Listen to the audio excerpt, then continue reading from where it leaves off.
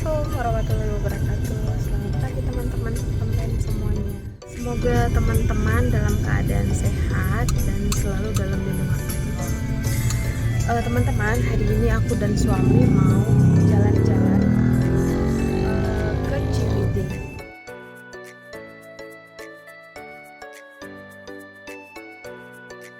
Teman, ini aku sama suami aku sudah mau sampai ke tempat kerja suami aku.